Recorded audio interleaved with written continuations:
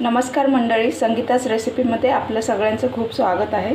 आज आपण एकदम चटपटीत मस्त कोबीची भाजी बनवणार आहोत। खूपच छान आणि स्वादिष्ट होते, मस्त चमचमीत। ज्यांना आवडत नाही ते सुद्धा अगदी आवडीने खातील। तर हे डब्यासाठी वगैरे खूपच बरे पडते, लवकर पण होते।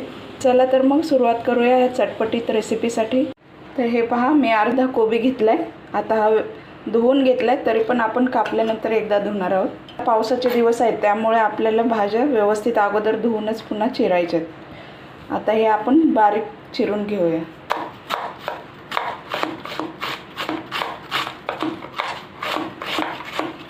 तर हे पहा, आपल्याला अशी कोबी कापून घ्यायची, बारीक चिरून घ्यायची। आता याला चाळणीत टाकलंय तर धुवून घेऊया आपण। हे पहा, हा कांदा आहे, टोमॅटो, हा 7-8 हिरव्या मिरच्या, लसूण आणि कोथिंबीर। आता कांदा आणि टोमॅटो आपण चिरून घेऊया।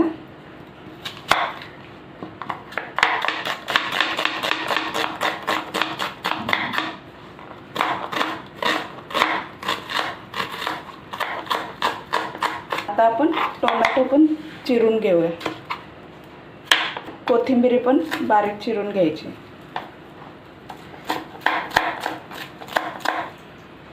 कढीपत्ता पण लागणार आहे। आता आपण मिरची आणि लसूण ठेचून घेऊया, थोडंसं मीठ घालूया, ठेचून घ्यायचं। 2-3 चमचे तेल घातले, त्याच्यात आपल्याला मोहरी घालायची। एक अर्धा चमचा मोहरी घातली, मोहरी तडतडते त्यात आपल्याला अर्धा चमचा जिरा घालायचं। आपल्याला कांदा टाकायचा,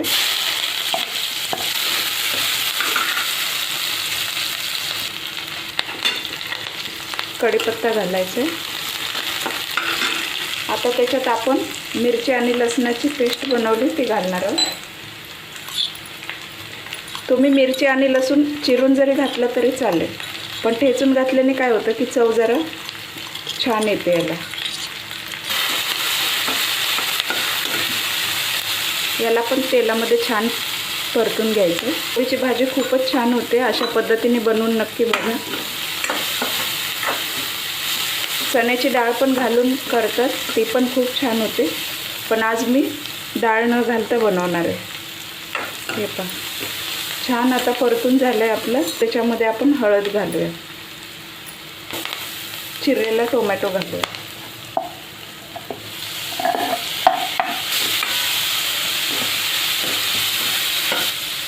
थोडीशी कोथिंबीर फोडणीमध्ये टाकायची आणि मी थोडीशी नंतर भाजी झाल्यानंतर वरून टाकण्यासाठी ठेवली। हे पहा, टोमॅटो पण छान परतलाय। आता याच्यात आपण कोबी घालूया, आणि धुवून घेतलाय मी। हे पहा,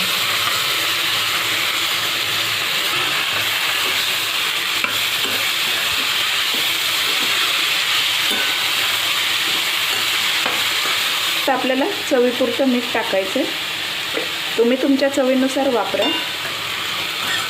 आणि भाजी लवकर पण शिजते। आता पाणी वगैरे घालायचं नाही याच्यामध्ये, याला आता वाफेवरच आपल्याला शिजवून घ्यायचं। आता याला झाकून ठेवूया आपण आणि 5 मिनिटांनी चेक करूया। आणि गॅस स्लो करायचा आहे, नाहीतर आपली भाजी करपून जाईल। तर 5 मिनिट झालेत, बघूया।